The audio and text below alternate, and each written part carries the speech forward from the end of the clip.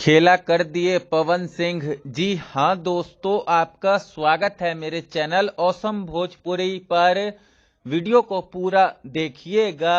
Video पसंद आए तो वीडियो को लाइक और चैनल को सब्सक्राइब कीजिएगा।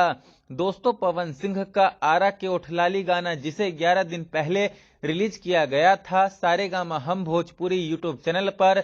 दोस्तों, पवन सिंह के इस गाने पर आज सारेगामा हम भोजपुरी यूट्यूब चैनल पर 20 मिलियन व्यूज कंप्लीट हो गया है। दोस्तों, पवन सिंह के इस गाने पर मात्र 10 दिन में ही 1 मिलियन इंस्टाग्राम रील्स बना है, जो कि अपने आप में एक बहुत ही बड़ा रिकॉर्ड है। और मुझे नहीं लगता है कि किसी बॉलीवुड या भोजपुरी गाने पर 10 दिन में 1 मिलियन इंस्टाग्राम रील्स बना होगा इस गाने से पहले।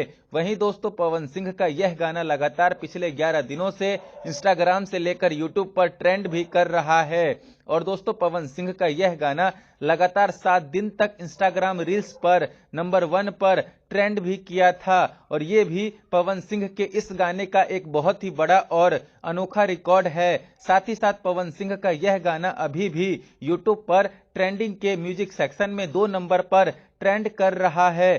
ओवरऑल पवन सिंह का ये गाना पूरी तरह से तबाही मचा रखा है जब से ये गाना रिलीज हुआ है, तभी से।